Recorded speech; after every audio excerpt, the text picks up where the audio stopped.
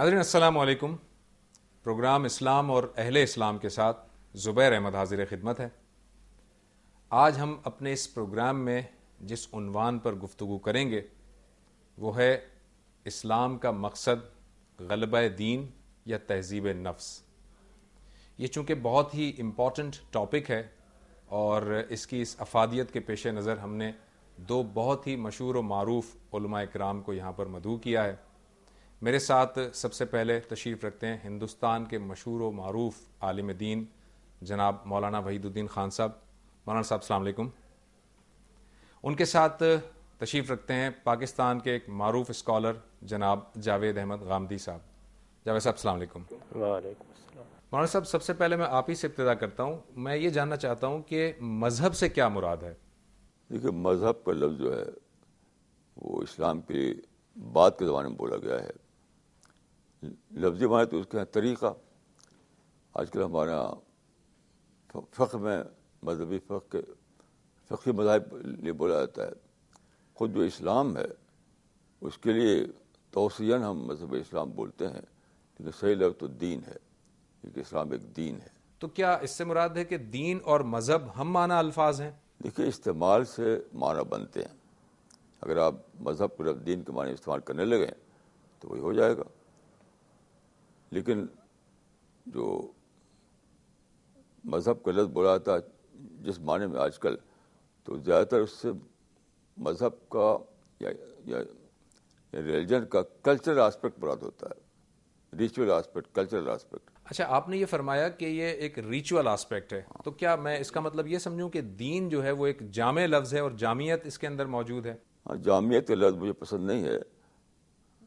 میں دین کو دینی کے معنی میں بولوں گا کہ اسلام ایک دین ہے، اللہ کی طرف سے بھیجا ہوا ہدایت نامہ، کیونکہ جامعیت کا لفظ جو ہے ایک مس لیڈنگ لفظ میں سمجھتا ہوں اس کو۔ ٹھیک۔ اچھا جاوید صاحب، میں اب آپ کی طرف آؤں گا۔ قرآن مجید یہ کہتا ہے کہ ان الدین عند اللہ الاسلام، اللہ تعالیٰ نے جو ہے وہ اسلام کو دین کے معنوں میں پسند کیا ہے۔ آپ دین کو اور اسلام کو، مذہب کو کیسے ڈیفائن کریں گے؟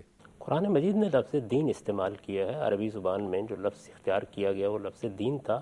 مذہب کا لفظ پہلے مراحل میں، جیسے کہ مولانا نے فرمایا ہے، فقہی مذاہب کے لیے استعمال ہوتا تھا، یعنی ایک دین کو ماننے والے ایک نقطہ نظر اختیار کرتے ہیں فقہ میں، قانون کی تعبیر میں، تو اس کو مذہب ابی حنیفہ مثال کے طور پر کہہ دیتے تھے۔ یہ بات بھی بالکل درست فرمائی مولانا نے کہ یہ استعمال ہے جو اصل میں الفاظ کے معنی طے کرتا ہے۔ ایسا ہو سکتا ہے کہ آپ مذہب کا لفظ دین کے معنی میں استعمال کرنا شروع کر دیں تو یہ آج کے استعمال کے لحاظ سے ہم معنی ہو جائیں گے، لیکن دین کا لفظی اختیار اس لیے کرنا چاہیے کہ جب مذہب کا لفظ ہم بولتے ہیں تو اس سے در حقیقت سب مذاہب کے بارے میں جو دنیا کے تصورات ہیں وہ ہمارے سامنے آ جاتے ہیں، اور ان میں صوفیانہ مذاہب بھی ہیں، الہامی مذاہب کے بالکل برخلاف جو مذاہب موجود ہیں وہ بھی ہیں، اور پھر خاص طور پر ان کا ثقافتی پہلو اس میں زیادہ نمایاں ہو جاتا ہے، یعنی جس کو ہم مذہبی زندگی کہتے ہیں کہ یہ پوجا کرنی ہے، یہ پرستش کرنی ہے، یہ پہلو زیادہ نمایاں ہو جاتے ہیں۔ جامعیت بالکل درست ہے کہ یہ الفاظ موضوع نہیں ہیں دین کی تعبیر کے لیے۔ جو آپ نے آیت پڑھی ہے اس میں یہ بتایا گیا ہے کہ اللہ کا دین، یعنی اللہ نے جو طریقہ پسند کیا ہے، جس طریقے کے نتیجے میں جس کو اگر آپ اختیار کریں گے تو آپ اس کی جنت کے لیے منتخب ہو جائیں گے، وہ اسلام ہے۔ ہمیشہ سے اسلام ہی رہا ہے، تمام انبیاء علیہ السلام کو وہی دین دیا گیا تھا۔ یہ لوگ ہیں جنہوں نے اس کے مختلف نام رکھ لیے اور اس طرح کچھ مذاہب ایجاد کر لیے، ورنہ اللہ کے ہاں دین ایک ہی رہا ہے۔ تو جاوید صاحب، آپ نے جیسے کہ فرمایا کہ دین جو ہے اللہ تعالیٰ کے نزدیک جو پسندیدہ ہے وہ اسلام ہے، تو کیا اسلام جو ہے اس کا بنیادی مقصد یا اس کا ہدف جنت کا حصول ہے مسلمانوں کے لیے اور انسانوں کے لیے، یا اس کے علاوہ بھی کوئی اور اس کے مقاصد ہیں؟ اصلی ہدف تو یہی ہے کہ آپ اللہ کے ہاں کامیاب ہو جائیں، آپ کو معلوم ہو جائے کہ اللہ تعالیٰ نے یہ دنیا جس منصوبے کے تحت بنائی تھی اس میں آپ ناکام نہیں رہے۔ وہ منصوبہ یہی تھا کہ ایک امتحان کی دنیا بنا کر اس میں سے اپنی جنت کے لیے لوگ منتخب کر لیے جائیں، آپ اس کے لیے منتخب ہو جائیں، اللہ تعالیٰ آپ کو چن لے۔ یہی چیز ہے جس کے لیے انبیاء علیہ السلام آئے ہیں، وہ اسی کے لیے لوگوں کو متنبع کرتے ہیں۔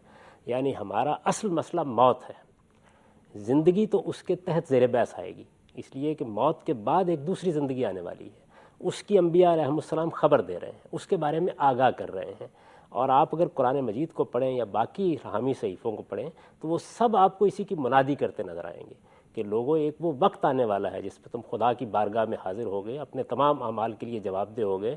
وہاں یہ فیصلہ ہو جائے گا کہ کون انتخاب کے نتیجے میں منتخب ہوا ہے اور کون انتخاب کے نتیجے میں یہ بازی ہار گیا ہے. تو اس میں ہمیں بہرحال بازی جو کچھ بھی ہارنی ہے جیتنی ہے وہ دنیا کے اندر ہے. دنیا اس لحاظ سے اہم ہو جاتی ہے، یعنی یہ مزرع الاخرہ ہے، اسی کے اندر ہمیں رہنا ہے، اس سے کہیں نکل کر نہیں چلے جانا. اس کے اندر جس جگہ خدا نے ہم کو رکھا ہے، جو صلاحیتیں دی ہیں، جس وطن میں پیدا کیا ہے، جس قوم میں پیدا کیا ہے، جن حالات میں پیدا کیا ہے، اس میں ہمیں اس امتحان میں پورا اترنا ہے. تو اس لحاظ سے دنیا بھی بڑی اہم ہو جاتی ہے، کیونکہ جو نتیجہ نکلنا ہے وہ اسی کے اندر جو کچھ ہم کر رہے ہیں اس سے نکلنا ہے. لیکن اصلی ہدف کیا ہے؟ وہ یہ کہ ہم خدا کی اس جنت کے لیے منتخب ہو جائیں. اصلی ہدف یہی ہے. اچھا، تو ایک سوال ہے جو میں چاہوں گا آپ دونوں حضرات سے پوچھنا چاہوں گا کہ یہ عام ذہنوں میں ایک کویشچن یہ ہمارا آتا ہے جب ہم دین کو اس طرح ڈیفائن کر لیتے ہیں، تو جب ہم اخلاقیات پہ بات کرتے ہیں تو ہم دیکھتے ہیں کہ تمام مذاہب کے اندر اخلاقیات موجود ہیں. ہر مذاہب کے اندر جو ہے وہ مثبت چیزیں ہیں، اور ہر چیز، اچھی چیز کو ہر مذہب جو ہے وہ اپنانے کی بات کرتا ہے، اس پہ توجہ دلانے کی بات کرتا ہے. تو پھر مذہب کی یا دین کی ضرورت کیوں پیش آئی؟ کیا اخلاقیات ہی کی بنیاد پر جنت اور جہنم کا فیصلہ نہیں ہو سکتا تھا؟ جی مولانا صاحب، سب سے پہلے میں آپ سے جاننا چاہوں گا. یہ صحیح ہے کہ نیچر میں ودیت ہے، لیکن وہ انکاؤڈ مائنڈ میں ہے. اس کو کاؤڈ مائنڈ میں لانا پڑتا ہے، ورنہ ہوتے بھی آپ بے خبر رہتے ہیں اس سے. تو وہی کا مطلب ہے جو چیز انکاؤڈ مائنڈ میں ہے، لاشعور میں، اس کو شعور میں لانا، تبھی مائنڈ ایکٹیویٹ ہوگا، تبھی آپ کے اندر کوئی ریولوشن آئے گا، تبھی آپ کے اندر کوئی ایک زندگی پیدا ہوگی، ربانی زندگی. صرف لاشعور کافی نہیں ہے آپ کو ہدایت دینے کے لیے. تو گویا مولانا صاحب آپ یہ کہہ رہے ہیں کہ اخلاقیات موجود تو ہیں ہمارے اندر، لیکن وہ لاشعور میں ہیں، اور چونکہ لاشعور میں ہیں اس لیے دین کی بھی ضرورت ہے اور انبیاء کو بھیجنے کی بھی ضرورت ہے. میں چاہوں گا اس پہ ذرا آپ تھوڑی سی مزید روشنی ڈالیں. ناظرین، یہ ایک کویشچن مولانا صاحب کی طرف میں چھوڑے جا رہا ہوں، اور بریک کے بعد ہم اس پہ گفتگو کریں گے. ٹیک اے بریک.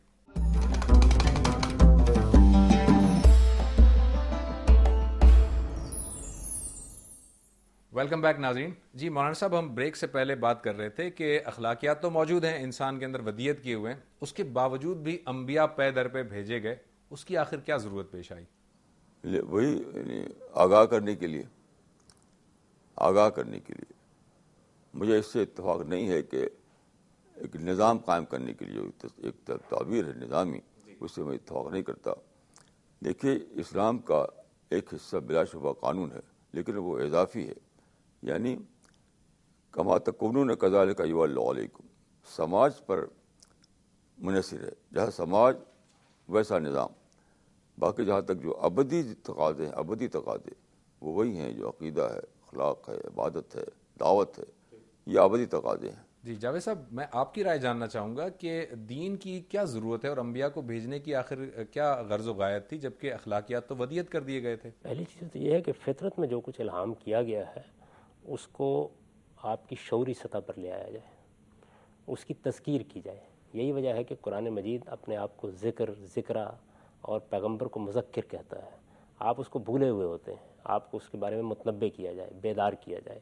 فطرت کے الہام پر کوڑے کرکٹ کا انبار پڑ جاتا ہے، اس سے اس کو نکالا جائے اور نکال کر بیدار کر کے اسے اس قابل بنایا جائے کہ وہ اپنی فطرت کی آواز بھی سن سکے. یہی کام انبیاء علیہ السلام کرتے ہیں. پھر یہ کہ وہ الہام اجمالی ہے، اس کی تفصیلات کی ضرورت ہوتی ہے، اس کے لیے کچھ تعینات کی بھی ضرورت ہوتی ہے. یعنی آپ کے سامنے ایک چیز آتی ہے تو اس چیز کو اجمال میں آپ سمجھ رہے ہوتے ہیں کہ وہ ہے. اللہ تعالیٰ کی توحید کے تصور کو لے لیجئے. قرآن مجید سورہ اعراف میں بتاتا ہے کہ یہ تصور تمہارے اندر ودیت کیا گیا تھا، اللہ تعالیٰ نے اس کے لیے ایک عہد لیا تھا، تم اس عہد کے ساتھ دنیا میں آنکھ کھولتے ہو، لیکن پھر اس عہد کو یاد کرانے کی ضرورت ہے. پھر اس کے بارے میں جو غلط فہمیاں ہو جاتی ہیں ان غلط فہمیوں کو دور کرنے کی ضرورت ہے. جیسے کہ شرک کے معاملے میں ہوا تو شرک کی تردید کے لیے انبیاء علیہ السلام کو بڑی غیر معمولی جدوجہد کرنی پڑی. یعنی توحید کے تصور کو اگرچہ انسان کے اندر الہامی طور پر ودیت کر دیا گیا تھا، اس کے باوجود شرک پیدا ہوا. اور پھر آپ جانتے ہیں کہ قرآن مجید نے شرک کی تردید کی. تذکیر کے نتیجے میں، تردید کے نتیجے میں صحیح بات نکھر کر سامنے آ جاتی ہے. اور پھر یہ ضرورت ہوتی ہے کہ جن تقاضوں کو آپ اندر سے محسوس کرتے ہیں ان کو متعین کر کے آپ کے سامنے رکھ دیا جائے. چنانچہ یہ قانون بھی کیا ہے، یہ ان تقاضوں کی تعین ہے جو آپ کے سامنے کیے جاتے ہیں، اور اس کا ظہور، اس میں کوئی شبہ نہیں کہ حالات کے لحاظ سے ہوتا ہے. یعنی یہ کوئی بنیادی ہدف نہیں ہے. بنیادی ہدف وہی ہے کہ آپ اپنے پروردگار کو سچائی سے مانیں، اس کی توحید کے صحیح تقاضوں کے ساتھ، اور آپ آخرت پر سچا ایمان رکھیں اور آپ اچھا عمل کریں۔ تو گویا میں یہ کہہ سکتا ہوں کہ اخلاقیات اور قانون کا جو مجموعہ ہے وہی دراصل دین اسلام ہے۔ اس میں ایمانیات بڑی بنیادی حیثیت رکھتے ہیں، یعنی قرآن مجید میں ایک چیز ہے جس کو قرآن الحکمہ کہتا ہے، اس میں ایمان و اخلاق دونوں ہیں۔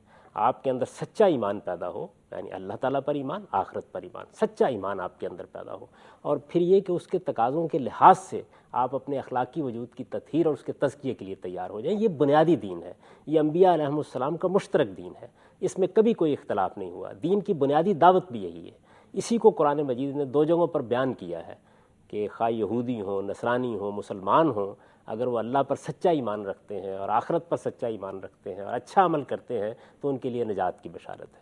اس کے بعد قانونی تقاضے پیدا ہوتے ہیں اور وہ حالات کے لحاظ سے ہوں گے۔ ممکن ہے کہ ایک صورتحال میں ایک قانون روبہ اول ہو جائے، دوسری صورتحال میں نہ ہو، تو قانونی تقاضے اصل میں فرع کی حیثیت رکھتے ہیں، بنیادی دین یہی ہے۔ مولانا صاحب، میں آپ کی طرف آؤں گا کہ ابھی آپ نے اپنی گفتگو میں کہا تھا کہ آپ اس بات سے ایگری نہیں کرتے کہ دین کوئی غلبے کے لیے بھیجا گیا ہے، لیکن ہم جب قرآن مجید کا مطالعہ کرتے ہیں تو ہم دیکھتے ہیں کہ قرآن مجید میں کم و بیش 2 جگہوں پر، 2 مقامات پر اللہ تعالیٰ یہ فرماتا ہے کہ ہم نے اپنے پیغمبر کو سچائی کے ساتھ بھیجا تاکہ وہ اس دین کو تمام ادیان پر غالب کر دیں، خواہ وہ مشرکوں کو اور خواہ وہ کافروں کو برا ہی کیوں نہ لگے۔ تو یہاں پر دین کے غلبے سے پھر کیا مراد ہے؟ نہیں، دیکھیے، غلبہ کے معنی سازی غلبہ ہرگز نہیں ہے۔ امام راضی نے صحیح طور پہ لکھا ہے کہ اس سے مراد ہے نظریاتی غلبہ، یعنی آئیڈیالوجیکل غلبہ۔ وہ لوگ سمجھتے نہیں، سیاسی غلبہ تو بہت ہی محدود چیز ہے، سیاسی غلبہ بہت ہی لمیٹڈ دائرے میں ہوتا ہے، کہ نظریاتی غلبہ پوری زندگی میں غالب آنے والی چیز ہے۔ آپ کے ذہن کو بدلنا، آپ کے قلب کو بدلنا، آپ کی سوچ کو بدلنا، آپ کی شخصیت کو بدلنا، اس سے بڑی انقلاب کی بات کیا ہو سکتی ہے؟ لیکن ہم تو یہ دیکھتے ہیں کہ نبی صلی اللہ علیہ وسلم نے مدینہ کے اندر ایک سیاسی غلبہ حاصل کیا اور ایک ریاست بھی قائم کی تھی۔ ہاں، دیکھیے، میں جو بات کر رہا ہوں یہ ہے کہ سیاسی غلبہ کوئی نشانہ نہیں ہے، نشانہ نہیں، اگر ہو جائے تو ٹھیک ہے، نہیں ہو تو اس کو نشانہ بنا کر جلدوجہد نہیں کی جائے گی۔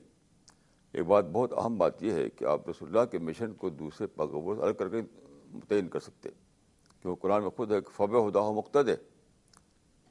تو اگر یہ مانیں آپ تو سارے انبیاء نعوذ باللہ ناکام رہے، کیونکہ کوئی ساتھی نظام نہیں بنا سکے۔ وہ خود رسول اللہ کے زمانے جو نظام بنا قائم ہوا تھا اس کو خطیبانہ انداز میں ایسا پیش کرتے ہیں کہ کوئی معیاری نظام تھا، حالانکہ بالکل غلط ہے یہ بات، تاریخی طور پہ ثابت نہیں ہے کہ وہ معیاری نظام تھا وہ۔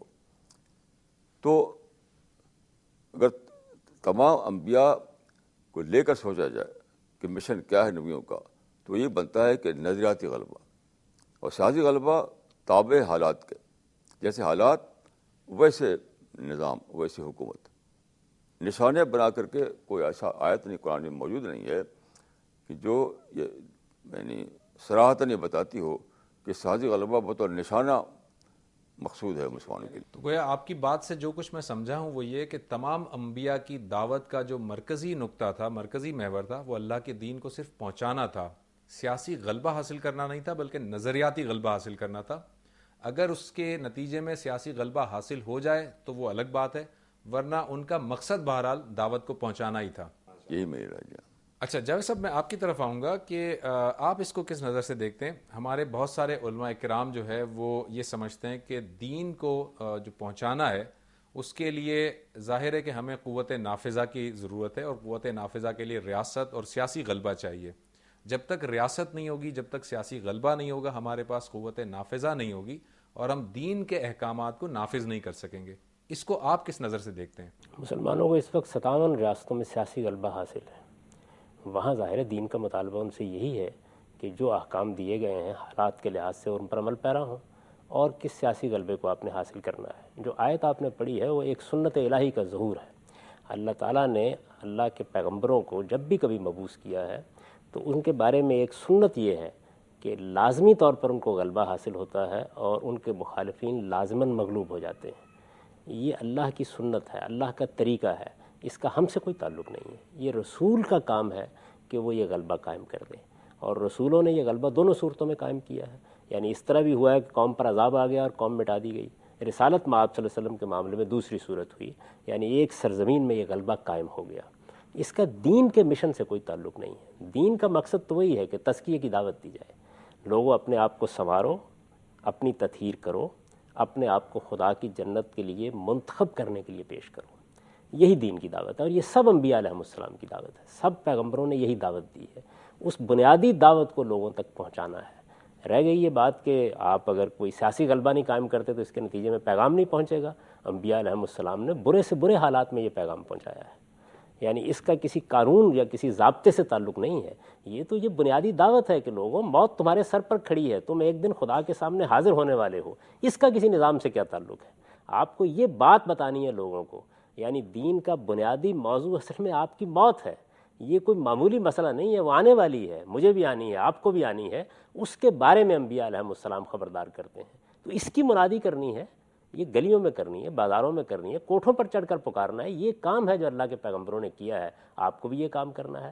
آپ کوئی سیاسی غلبہ قائم کرتے ہیں تو کیا آپ کا خیال یہ ہے کہ لوگ اس قابل ہیں کہ وہ کوئی بڑا معیاری نمونہ لوگوں کے سامنے پیش کر دیں گے؟ اس طرح کے معیاری نمونے کتابوں میں لکھے جاتے ہیں، یہ عمل کی دنیا میں نہیں ہوتے.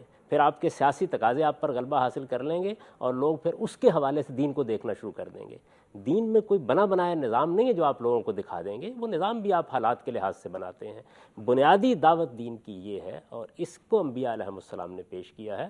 رسولوں کے بارے میں البتہ اللہ کا قانون یہ ہے کہ ان کی مخاطبین کو اتمام حجت کے بعد دنیا میں سزا دی جاتی ہے. اس کا ظہور دونوں پہلوؤں سے ہوتا ہے. یعنی جو منکرین ہیں وہ مٹا دیے جاتے ہیں، اور جو اہل حق ہیں ان کو ایک نوعیت کا غلبہ حاصل ہو جاتا ہے. اللہ انہیں نجات دیتا ہے. یہ رسولوں کے بارے میں سنت الہی ہے. اس سنت الہی کو غلطی سے انقلاب کی جدوجہد سمجھ لیا گیا، اور اس سے دین کی وہ سیاسی تعبیر وجود میں آئی ہے جس کے مفاسد ہم اس وقت دنیا بھر میں دیکھ رہے ہیں. جی جاوید صاحب، گفتگو بہت انٹرسٹنگ ہے، لیکن میں تھوڑا سا انٹرپٹ کروں گا. ناظرین، جاوید صاحب سے اس بریک کے بعد ہم معلوم کریں گے کہ پھر اقامت دین سے کیا مراد ہے. بریک کے بعد.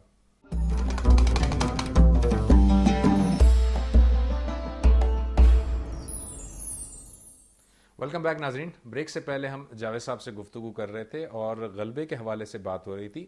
جاوید صاحب، میں آپ سے جاننا چاہوں گا، بریک سے پہلے آپ بتا رہے تھے کہ جو تمام انبیاء ہیں ان کی دعوت کا جو مرکزی جو نقطہ ہے وہ دعوت پہنچانا ہے، سیاسی غلبہ حاصل کرنا نہیں ہے اور نظریاتی غلبہ ہی حاصل کرنا ہے، اور مولانا صاحب نے بھی اس کی تائید کی تھی. تو پھر یہاں میں جاننا چاہوں گا کہ دین کی جو اقامت ہے، اقامت کی جو جد و جہد ہے، اس سے کیا مراد ہے؟ مطلب یہ ہے کہ آپ دین کو پوری طرح اختیار کر لیں. یہ مجھے اپنی زندگی میں اختیار کرنا ہے اپنے حالات کے لحاظ سے. دین پر عمل پیرا ہو جاؤ، دین کو پوری طرح اختیار کر لو، اور اس میں جو دین اختیار کریں گے آپ، وہ بنیادی دین ہے. یعنی وہ دین ہے کہ جس میں آپ کو خدا پر سچے ایمان کو اختیار کرنا ہے، آپ کو آخرت کو اختیار کرنا ہے. جہاں تک قوانین کا تعلق ہے وہ تو حالات کے لحاظ سے ہوں گے. یعنی اگر میں نے شادی نہیں کی اور میں مجرد زندگی بسر کر رہا ہوں تو میاں بیوی کے حقوق سے متعلق جو ذمہ داریاں عائد کی گئی ہیں وہ مجھ سے متعلق نہیں ہیں. میرے پاس مال نہیں ہے تو زکوٰۃ سے متعلق جو ذمہ داریاں عائد کی گئی ہیں وہ مجھ سے متعلق نہیں ہیں. اسی طرح اگر مسلمانوں کو کسی جگہ غلبہ حاصل ہو جاتا ہے، ان کی اپنی ریاست قائم ہو جاتی ہے، تو پھر ان سے یہ تقاضا ہے کہ وہ اللہ کے دین کے مطابق جو اس کی شریعت ہے لوگوں پر حکومت کریں. لیکن یہ کوئی ایسا مطلق تقاضا نہیں ہے کہ ہر جگہ اس کو ہدف بنا کے آپ کام کریں گے. جو آپ کے حالات ہوں گے ان کے لحاظ سے قانون آپ سے متعلق ہوگا. اصل چیز وہی ہے کہ آپ کو اپنے آپ کو خدا کی جنت کے لیے تیار کرنا ہے. جی مولانا صاحب، آپ کی طرف آتا ہوں. آپ دونوں حضرات اس بات پر متفق ہیں کہ تمام انبیاء کی دعوت کا محور جو ہے وہ سیاسی غلبہ حاصل کرنا نہیں ہے. لیکن اب میرا سوال یہ ہے کہ اگر کہیں پر مسلمانوں کو ایک سیاسی غلبہ حاصل ہو، جیسا کہ ہم جاوید صاحب نے بھی فرمایا کہ اتنی اسٹیٹس ہیں مسلمانوں کی، 50 سے زیادہ اسٹیٹس ہیں ہماری، تو جب مسلمانوں کو سیاسی غلبہ مل جائے گا تو جو حکمران ہوں گے ان کی کیا ذمہ داری قرآن مجید اور اسلام عائد کرتا ہے؟ ہاں دیکھیے، ایک بہت اہم سوال ہے. آج کل جو حکومت کے خلاف پارٹیز آف اپوزیشن چلائی جا رہی ہے مختلف کنٹریز میں کہ یہ حکمران جو ہیں ظالم ہیں، انہیں ہٹانا ہے اور اسلامی حکومت قائم کرنا ہے، یہ سراسر اسلام کے خلاف ہے. کیوں؟ رسول اللہ صلی اللہ علیہ وسلم نے سختی سے منع کیا تھا کہ تم حکمران کے خلاف خروج نہ کرنا. بہت زیادہ اس میں کتاب الفطر میں حدیثیں موجود ہیں، اور امام نووی نے لکھا ہے کہ اس پر اجماع ہے. انہوں نے لکھا ہے کہ اگر تم دیکھو کہ حکمراں جو ہے راستے سے ہٹ گیا ہے تو ففیما بینک و بینہ، یعنی ذاتی نصیحت، وامر خروج علیہم فحرام باجماع المسلمین ولو کانوا فسقا ولو کانوا ظالمین، ان کے خلاف انسیٹ کرنے کی تحریک چلانا، ان کو اوور تھرو کرنے کی تحریک چلانا، یہ بلا شبہ اسلام میں جائز ہی نہیں ہے. ہمیں آپشن کیا ہے صرف ایک آپشن ہے، ان کو نصیحت کرنا اور دوسرے جو دائرے اپرچونیٹیز موجود ہیں یعنی ادر دین پالیٹکس، اس میں دین کا کام دین کی دعوت پہنچاتے رہنا۔ ٹھیک ہے مولانا صاحب، یہ تو آپ نے فرمایا کہ رعایا کا عمل کیا ہونا چاہیے اور ان کا رویہ کیا ہونا چاہیے۔ میرا سوال یہ تھا کہ اگر اسٹیٹ مسلمان حکمرانوں کے پاس ہے تو حکمرانوں کی کیا ذمہ داری ہے، اور قرآن مجید ان کی ذمہ داری کا تعین کس طرح کرتا ہے؟ ان کی ذمہ داری کے بارے میں آپ داروغہ نہیں ہیں، آپ صرف نصیحت کر سکتے ہیں، ان کا داروغہ اللہ تعالیٰ ہے۔ آپ نصیحت کیجیے جو آپ سمجھتے ہیں ذمہ داری، آپ ان کے خلاف تشدد کی تحریک نہیں چلا سکتے، اپوزیشن کی تحریک نہیں چلا سکتے، آپ کی سراسر ناجائز ہے، یہ اس خروج ہے، اور خروج اسلام میں حرام ہے۔ وہ اگر ذمہ داری ادا نہیں کر رہے تو اللہ پکڑے گا ان کو، آپ ان کا مواخذہ کرنے کے لیے ذمہ دار نہیں ہے۔ جی جاوید صاحب، میں آپ کی طرف آتا ہوں کہ کیا قرآن مجید اس سلسلے میں ہماری رہنمائی کرتا ہے کہ اگر اسلامی ریاست ہو تو اس میں حکمرانوں کی ذمہ داری کیا ہوں گی، اور وہاں کے رہنے والے جو باشندے ہوں گے، شہری ہوں گے، ان کی ذمہ داری کیا ہوگی؟ یہ حکمران کی ذمہ داری بہت واضح ہے کہ ان کو حکومت کرنی ہے عدل و انصاف کے ساتھ، اور عدل و انصاف کا ایک لازمی پہلو یہ ہے کہ اگر اللہ تعالیٰ نے کسی معاملے میں کوئی قانون دیا ہے، وہ مسلمان ہیں، تو ان کو چاہیے کہ اس قانون کا حکمت کے ساتھ اللہ تعالیٰ کے بتائے ہوئے طریقے کے مطابق نفاذ کریں۔ اس میں دو رائے نہیں ہو سکتی۔ اصل یہ ہے کہ اگر وہ ایسا نہیں کر رہے تو پھر ہمیں کیا کرنا ہے؟ تو ہمیں جو کچھ کرنا ہے وہ یہ ہے کہ ہمیں خدا کا پیغام پہنچانا ہے، دعوت دینی ہے، تذکیر کرنی ہے، نصیحت کرنی ہے۔ یہ تذکیر و نصیحت آپ انفرادی طور پر بھی کرتے ہیں، آپ اجتماعی طور پر بھی کرتے ہیں۔ آپ یہ جانتے ہیں کہ خود مولانا نے حکمرانوں کو مخاطب کر کے خطوط لکھے ہیں، حکمرانوں کو مخاطب کر کے بہت سی نصیحتیں کی ہیں، حکمرانوں کو بہت سے موقعوں پر مشورے دیے ہیں۔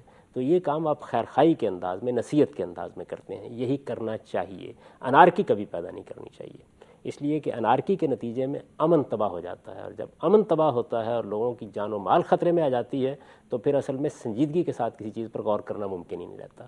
آپ کو امن کا ماحول رکھ کر اپنی قوم کی اصلاح کرنی ہے، اور یہ بات بھی یاد رکھیے کہ انارکی کے نتیجے میں لوگ ایک انقلابی جوش تو اپنے اندر پیدا کر لیتے ہیں، قومیں اس کے نتیجے میں تباہ ہو جاتی ہیں، علاقے اس کے نتیجے میں کھنڈر بن جاتے ہیں۔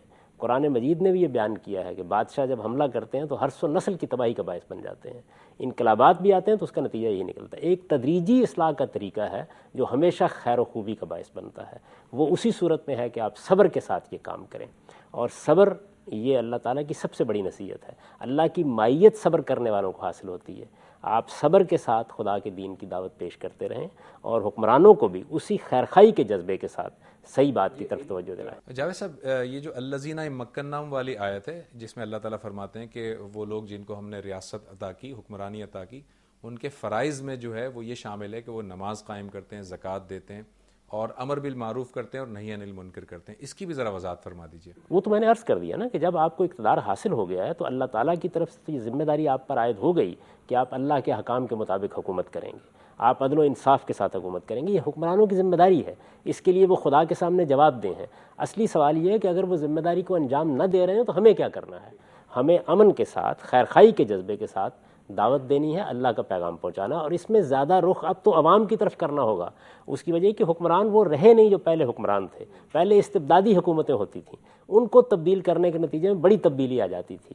اب آپ کو جمہوری حکومتوں میں عامت الناس کو مخاطب کرنا ہے، قوم بدلے گی تو آپ سے آپ حکومت میں تبدیلی آئے گی۔ گویا ہم کسی صورت میں بھی ان کے خلاف کھڑے نہیں ہو سکتے، اس کا کوئی فائدہ نہیں ہے۔ آپ جب ایسے کریں گے تو اس کے نتیجے میں سوائے اس کے کہ انارکی اور طوائف الملوکی پیدا کر دیں، آپ اقدار کو ختم کر دیں، آپ سماجی ڈھانچے کو توڑ دیں، آپ قانون پسندی کے جذبات لوگوں میں ختم کر دیں، اس کے بڑے برے نتیجے نکلے ہیں۔ یعنی جن انقلابات کا ذکر کیا جاتا ہے، اگر آپ موقع دیں گے تو میں عرض کروں گا ان سے انسانیت کو کچھ حاصل نہیں ہوا۔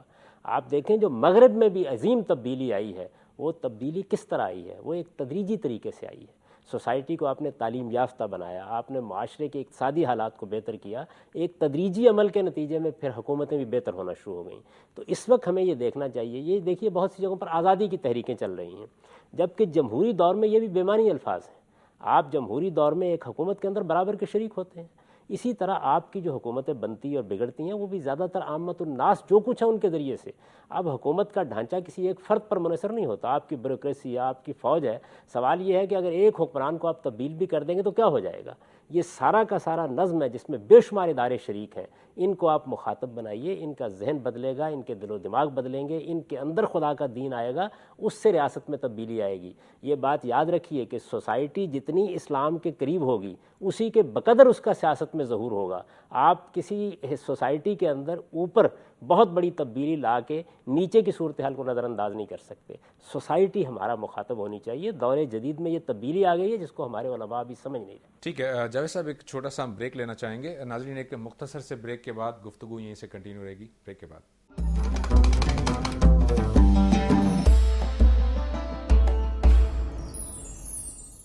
Welcome back. ناظرین, بریک سے پہلے ہم گفتگو کر رہے تھے کہ ریاست کے اندر ایک رعایا کی اور حکمرانوں کی کیا ذمہ داری ہوتی ہے. مولانا صاحب, آپ کی طرف آتا ہوں میں. یہ ہم دیکھتے ہیں کہ جب ہم حدیثوں کا مطالعہ کرتے ہیں تو ہمیں ایک اصطلاح ملتی ہے اخوان الرسول سے متعلق. صحابہ رسول تو ہم نے سنا ہے, اخوان رسول کیا ہوتے ہیں, اس کی ذرا وضاحت کر دیجئے. دیکھیے, اخوان رسول کی کوئی تفصیلی ڈیفینیشن تو نہیں ہے روایت میں, لیکن مطالعہ کر کے جو سمجھ میں آتی ہے بات وہ یہ ہے کہ اخوان رسول دراصل اصحاب رسول کے رول کا ریوائول ہے. وہ جو کارنامہ انجام دیا, انہوں نے جو رول ادا کیا, وہ تھا روایتی دور میں. اب جو دور ہے وہ سائنسی دور ہے, تو اسی رول کو, اصحاب رسول کے رول کو سائنسی دور میں ریوائیو کرنا, میں سمجھتا ہوں کہ یہ ہے اخوان رسول کا معاملہ. گویا آج کے دور میں آپ جس طرح کام کر رہے ہیں, جاوید صاحب جو دعوت کا کام کر رہے ہیں, اور جو افراد ان کی نصرت کر رہے ہیں, یہ سارے افراد اخوان رسول ہیں. نہیں, دیکھیے, کوئی بھی دعویٰ نہیں کر سکتا. یہ بہت اہم بات ہے کہ نبی کے سوا کسی کو حق نہیں کہ دعویٰ کرے. دعوے سے آغاز سے نبی کر سکتا ہے, انا نبی ولا کذب. باقی لوگ جو ہیں خدمت انجام دیں گے, مطالعہ کریں گے, مطالعہ کر کے جو قرآن حدیث سے پائیں گے کہ یہ ہے کرنے کا کام, اس میں لگ جائیں گے. یہ اللہ کا فیصلہ ہوگا کہ کس کو وہ ٹائٹل دیا جائے. اچھا مولانا صاحب, یہ بتائیے کہ جب ہم سیرت صحابہ کا مطالعہ کرتے ہیں تو صحابہ کرام کے عمل سے ہمیں کیا رہنمائی ملتی ہے دعوت کو پہنچانے کے معاملے میں اور غلبہ دین کے حوالے سے؟ کیا اس میں صحابہ کرام کی مختلف انداز میں ہمیں کوئی مثالیں ملتی ہیں؟ دیکھیے, غلبہ کو دعوت سے جوڑنا بنیادی طور پر غلط ہے. حجۃ الوداع کے بعد اصحاب رسول سے فرمایا تھا کہ ان اللہ بعثنی کافۃ للناس فادعوا عنی. وہاں غلبہ کا لفظ نہیں تھا. آپ نے فرمایا کہ جو ہدایت مجھے ملی, ہدایت نامہ, جو گائیڈنس, اس کو لے کر پھیل جاؤ اور سب کو دونوں کو بتا دو کہ یہ ہے ہدایت ربانی, یہ ہے کریشن پلان آف گاڈ. وہی کام کیا انہوں نے جا کر کے. یہ نہیں کہ سارے جو جا کے اسلام کو غالب کرو, رسول اللہ نے کبھی یہ میسج نہیں دیا. جاوید صاحب, میں آپ کی طرف آؤں گا. یہ ابھی جس طرح سے مولانا نے فرمایا کہ غلبہ ان معنوں میں نہیں ہے جن معنوں میں ہم غلبہ سمجھتے ہیں. جب ہم حدیث کا مطالعہ کرتے ہیں تو ہمیں جہاد اکبر کی ایک اصطلاح ملتی ہے. یہ جہاد اکبر سے کیا مراد ہے؟ کیا یہ وہی تزکیہ ہی ہے یا جہاد اکبر سے مراد کوئی اور چیز ہے؟ قرآن مجید میں جہاد کا لفظ قرآن کی دعوت کے لیے استعمال ہوا ہے, اور اس شان کے ساتھ استعمال ہوا ہے کہ جاہد بہی جہادن کبیرہ, یعنی اس قرآن کو لے کر اٹھو اور اس کے ذریعے سے جہاد کبیر, دعوت کے کام کو قرآن نے جہاد کبیر کہا ہے. یہ تو قرآن کی اپنی تعبیر ہے. تو اس وجہ سے جہاد کے لفظ کو آپ مطلقاً جنگ کے لیے نہیں استعمال کرتے, اس کے لیے قتال کا لفظ ہے جو استعمال کیا جاتا ہے. جب بھی کہیں قرآن میں یا حدیث میں یہ لفظ آئے گا تو اگر سیاق و سباق تقاضا کریں گے تو اس میں قتال کے معنی پیدا ہوں گے, خود لفظ کے اندر کوئی چیز نہیں ہے. جبکہ یہ لفظ جو ہے آج کل بہت زیادہ استعمال ہوتا ہے, اور جہاد سے عام طور پر جو ہمارے ذہنوں میں بات آتی ہے وہ قتال ہی کے معنوں میں آتی ہے. وہ ایک فقہی اصطلاح بن چکی ہے اب. اس وجہ سے جہاد کا لفظ جب بولا جاتا ہے تو بالعموم جنگ کے لیے بول لیا جاتا ہے, لیکن قرآن مجید میں ایسا نہیں ہے. قرآن مجید میں تو یہ اللہ کے دین کو پہنچانے کے لیے استعمال ہوا ہے, اس کی دعوت کے لیے استعمال ہوا ہے. اور میں نے عرض کیا ہے کہ قرآن نے جہاد کبیر کی اصطلاح استعمال کی ہے, یعنی یہ ایک عظیم جہاد ہے جب آپ خدا کا دین پہنچاتے ہیں اور اس قرآن کے ذریعے سے. اصل میں دعوت کا ذریعہ کیا ہونا چاہیے؟ وہ اللہ کی کتاب ہے. ہمیں اللہ کی کتاب کو ہر شخص تک پہنچا دینا ہے. یعنی آپ خواہ اس کو پڑھ کر سنائیں, آپ خواہ اس کو چھاپ کر لوگوں تک پہنچائیں. قرآن مجید کے بارے میں لوگوں کو بیدار کرنا یہ سب سے بڑا جہاد ہے. وہ جہاد جس کا تعلق قتال سے، اس کو حالات سے مشروط کیا گیا ہے، یعنی ایسے حالات پیدا ہو جاتے ہیں جس میں آپ کو بعض اوقات تلوار اٹھانا پڑتی ہے، اس کا جب موقع آئے اس کے بارے میں آپ اللہ تعالیٰ کے دین کے احکام کی روشنی میں اقدام کر سکتے ہیں، لیکن جو کام ہمیں شب و روز کرنا ہے، جو کام صبح و شام کرنا ہے، وہ کام تو یہ ہے کہ ہم اپنے آپ کو سنواریں، اپنا تزکیہ کریں اور لوگوں کو اس تزکیے کی دعوت دیں۔ یہ بنیادی ذمہ داری ہے، ایمان، عمل صالح اور لوگوں کو دین پہنچانا، لوگوں تک دین کی دعوت کو عام کرنا، اپنے گرد و پیش کے ماحول میں بھلائی کی تلقین کرنا اور برائی سے لوگوں کو روکنا، یہ بنیادی کام ہے۔ اس بنیادی کام پر ہماری توجہ ہونی چاہیے۔ یہ جو الفاظ آپ استعمال کر رہے ہیں یہ قرآن مجید میں کہیں استعمال نہیں ہوئے، یعنی یہ یظہر الدین کلہ وغیرہ، یہ رسالت مآب صلی اللہ علیہ وسلم سے متعلق استعمال ہوئے ہیں۔ مسلمانوں کا مشن، اسلام کا مشن، اس کو کبھی ان الفاظ میں بیان نہیں کیا گیا۔ اسلام کا مشن تو یہ ہے کہ ادعو الی سبیل ربک بالحکمۃ والموعظۃ الحسنہ وجادلھم باللتی ہی احسن۔ اس پروردگار کے پیغام کی دعوت دو لوگوں کو، حکمت کے ساتھ، دانائی کے ساتھ، اور لوگوں کو اچھی نصیحت کے ساتھ یہ بات پہنچاؤ۔ اگر کہیں بحث مباحثے کی نوبت آ جائے تو اس کو بھی آسن طریقے سے انجام دو۔ یہ آپ کا لائحہ عمل ہے جو قرآن نے طے کر دیا ہے۔ سوسائٹی سے متعلق، غیر مسلموں سے متعلق ہماری اصل ذمہ داری ہے۔ جاوید صاحب، یہاں پر ایک چھوٹی سی یہ کنفیوژن ہے کہ ایک تو آپ نے مقصد یہ بتایا کہ ہر ایک شخص کو ہر جگہ پر دعوت پہنچانی ہے، اور ہم حدیثوں کو جب دیکھتے ہیں تو یہ آتا ہے کہ قیامت سے پہلے کوئی گھر ایسا باقی نہیں رہے گا جہاں پر اللہ تعالیٰ کا یہ کلمہ جو ہے وہ داخل نہ ہو جائے یا دین کی دعوت نہ پہنچ جائے۔ جبکہ آج ہم دیکھتے ہیں تو زیادہ مصروف لائف ہمیں نظر آتی ہے اور لوگوں کو کھانے کمانے سے فرصت نہیں ہے، اپنے اپنے مشاغل میں لوگ مصروف ہیں۔ آپ کیسے دیکھتے ہیں یہ سب کیسے ممکن ہو سکے گا کہ ہر گھر تک دعوت پہنچ جائے؟ اللہ تعالیٰ نے اس کے ذرائع پیدا کر دیے ہیں۔ یعنی اس وقت آپ یہ دیکھیے کہ آپ یہ فرما رہے ہیں کہ لوگوں کے پاس فرصت نہیں ہے، میں تو یہ دیکھ رہا ہوں کہ لوگ 10 گھنٹے اس وقت کمپیوٹر پر بیٹھے ہوئے ساری دنیا کے ساتھ بات کر رہے ہوتے ہیں۔ تو دعوت کے ذرائع اللہ تعالیٰ نے غیر معمولی پیدا کر دیے ہیں۔ یعنی اس وقت جو ذرائع آپ کو میسر ہیں، آج سے 20-25 سال پہلے آپ اس کا تصور نہیں کر سکتے تھے، اور جو ذرائع اس وقت آپ کو میسر آ گئے ان سے بات کہاں تک پہنچتی ہے۔ آپ اندازہ کریں کہ ایک وقت وہ تھا کہ آپ کو اجتماع کریں گے، آپ لوگوں کو بلائیں گے، لوگ گھر سے نکل کے آئیں گے، اب تو آپ لوگوں کے بیڈ روم میں پہنچ رہے ہوتے ہیں، یعنی وہ سوتے ہوئے آپ کی بات سن رہے ہیں، جاگتے ہوئے آپ کی بات سن رہے ہیں، آپ کے پاس ریڈیو ہے، آپ کے پاس ٹیلی ویژن ہے، آپ کے پاس انٹرنیٹ ہے۔ اس وقت آپ یہ بات کیسے کہہ سکتے ہیں؟ لوگ رات بھر اس پر بیٹھے ہوئے ہیں، ہمارے نوجوان اس کے اوپر بیٹھے ہوئے ہیں۔ آپ معمولی سی کوئی بات چاہیں تو آپ اس کو چشم زدن میں پوری دنیا تک پہنچا سکتے ہیں۔ مجھے وہ واقعہ یاد آتا ہے کہ ایک وقت میں ہم نوجوان تھے، مولانا سید ابوالعلا مودودی صاحب کے پاس بیٹھے ہوئے تھے، اور وہ اپنے بیڈ روم میں کچھ نوجوانوں کے ساتھ گفتگو کر رہے تھے، اور اس میں یہ حکمت عملی زیر بحث تھی کہ دعوت کیسے پہنچائی جائے۔ تو میں جب اس مجلس کا تصور کرتا ہوں تو مجھے ایسے لگتا ہے کہ جیسے ازمنہ قدیمہ میں کوئی بات ہو رہی تھی۔ یعنی اگر آج وہ مجلس ہوتی تو اس میں جو چیزیں زیر بحث آتی اس وقت اس کا کوئی تصور نہیں تھا، اور یہ میری جوانی کے زمانے کی بات ہے۔ اس سے آپ اندازہ کر سکتے ہیں کہ کتنا عظیم انقلاب دنیا میں آ گیا ہے۔ اس انقلاب کو ہمیں سمجھنا چاہیے، اور اس کے ذریعے سے آپ اندازہ ہی نہیں کر سکتے کہ آپ کتنی فراغت پیدا ہو گئی ہے۔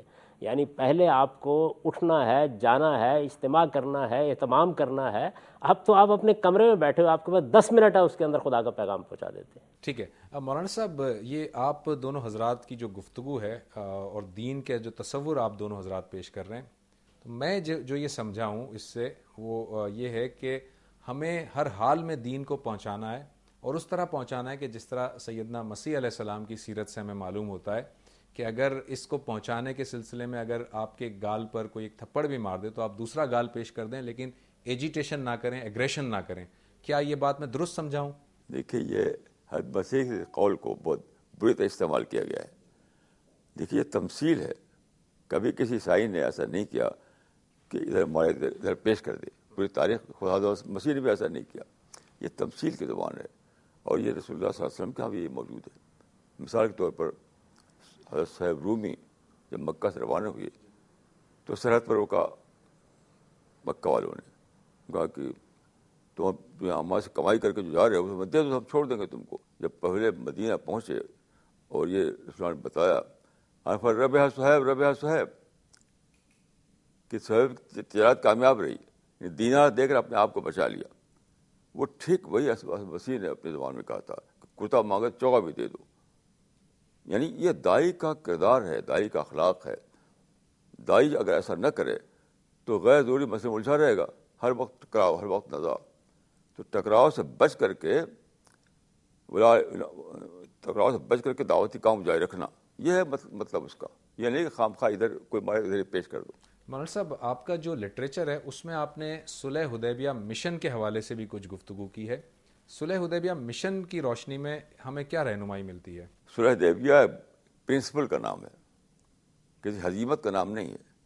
صلح حدیبیہ کا مطلب یہ ہے کہ ٹکراؤ کو کسی بھی قیمت پر ایٹ اینی کاسٹ ختم کرو تاکہ دعوت کا راستہ کھلے. چنانچہ حدیبیہ کے وقت آپ کے پاس 1400 آدمی تھے، بعد کو جب آپ نے مارچ کیا تو 10,000 آدمی ہو چکے تھے. تو وہ ایک حکمت ہے، ایک پریکٹیکل وژڈم ہے کہ جیسے ہی ٹکراؤ ختم ہوگا انٹریکشن بڑھے گا، پیسفل دعوی ورک ہونے لگے گا، لوگوں کے دل کھلنے لگیں گے، کیونکہ جنگ کے حالات میں لوگوں کے دل بند ہو جاتے ہیں. تو حدیبیہ پرنسپل نام ہے بند راستے کھول کر کے دعوت کے موقع نکالنا. اور عملی طور پر ثابت ہوا کہ وہ فتح مبین بن گئی، جس کو بوقت حدیبیہ لوگ سمجھتے تھے کہ یہ شکست ہے. حضرت عمر تک کو شک تھا اس معاملے میں، وہ فتح مبین بن گئی. جی مولانا صاحب، آپ کا بہت بہت شکریہ، آپ ہمارے اس پروگرام میں تشریف لائے. جاوید صاحب، آپ کا بہت شکریہ کہ آپ نے وقت نکالا. ناظرین، آج ہم نے ان دونوں مہمانوں سے جو گفتگو کی وہ یہ تھی کہ اسلام کا بنیادی مقصد کیا ہے. کیا اسلام دین کا غلبہ چاہتا ہے یا تہذیب نفس اور جو تزکیہ نفس ہے وہ اس کا بنیادی مقصد ہے؟ ہمارے دونوں مہمان اس پر متفق تھے کہ جو تمام انبیاء کی دعوت کا مرکزی نقطہ تھا وہ تزکیہ نفس تھا، وہ لوگوں کو ابدی کامیابی اور کامرانی کی طرف بلانا تھا. ریاست کو قائم کرنا یا سیاسی حکومت یا سیاسی غلبہ کوئی بھی کسی بھی پیغمبر کا یہ مقصد نہیں تھا. آخر میں جو بات مولانا نے جہاں پر اس کو کنکلوڈ کیا وہ یہ کہ صلح حدیبیہ کے واقعے سے ہمیں ایک رہنمائی ملتی ہے کہ مشکل سے مشکل حالات میں بھی ٹکراؤ کو اوائڈ کرنا اور ٹکراؤ میں سے دعوت کی صورتحال کو پیدا کرنا، یہ دراصل ہمارا بنیادی کام ہونا چاہیے. اور تاریخ نے یہ بات ثابت کی کہ صلح حدیبیہ فتح مبین بن کر سامنے آئی. اگلے پروگرام تک کے لیے زبیر احمد کو اجازت دیجیے. اللہ حافظ.